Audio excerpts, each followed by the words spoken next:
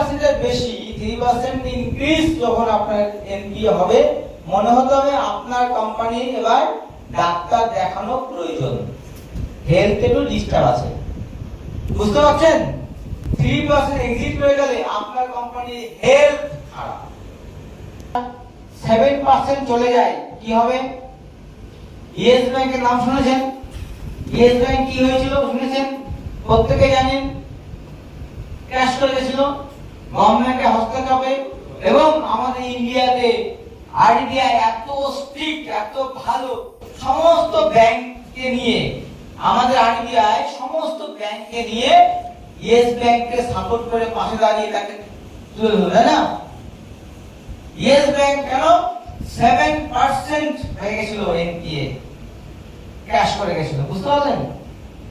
তাহলে 3% হচ্ছে NP legal. এবার 3% যদি এনপি লিগ্যাল হয় আর আপনার যদি এক্সপেক্টেড কালেকশন এমন 2 লক্ষ হয়, রিয়েল কালেকশন যদি 1,80,000 হয়, 10% এনপি হয়, আপনি কোন জায়গায় আছেন? আপনি কোন জায়গায় আছেন? ভালো জায়গায়? খারাপ জায়গায়? খারাপ জায়গায়। তাহলে আপনার কি করতে হবে? ইমিডিয়েট ডাক্তার দেখাতে হবে। এখন যেরকম 6 মাস চলতে থাকলে কি হবে? 6 মাস চলতে কি হবে? ম্যাক্সিমাম লোকাল কোম্পানি জানে না, আর জানে না বলেই আফটার 3 ইয়ার্স 3 বছর পরে থেকে ম্যাক্সিমাম কোম্পানি এক এক করে মার্কেট থেকে কি হয়, ভ্যানিশ হতে শুরু করে।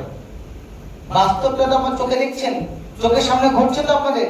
কারো 2 বছরে হচ্ছে, কারো 5 বছরে হচ্ছে, কারো 3 বছরে হচ্ছে, কারো 3 বছর থেকে শুরু হচ্ছে। বাট ব্যবসা বড় হওয়ার কারণে ধীরে ধীরে ধীরে ধীরে এসে আস্তে আস্তে কি হচ্ছে, গ্রোথটা মাইনাস হচ্ছে, গ্রাফটা মাইনাস হচ্ছে, একটা সময় গিয়ে গায়েব।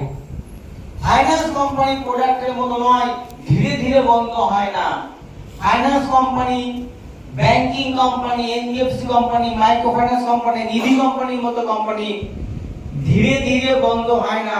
যেদিন বন্ধ হয় একবারে দেখবেন, যতক্ষণ জ্বলছে ততক্ষণ আরো সুন্দর লাইট দিচ্ছে, যখন বাল্বটা খারাপ কি হয়, আপনার কিছু করার নেই। ক্লিয়ার? কিন্তু আপনাদের কাছে এমআইএস রিপোর্টটা নেই, তাই তো? আছে? নেই। তাহলে আপনি কি করে বুঝবেন যে ভাই আমার ব্যবসাটা এই মাসে এত হচ্ছিল, পরের মাসে আমাকে কি দাঁড়িয়েছে? বুঝতে পারছেন?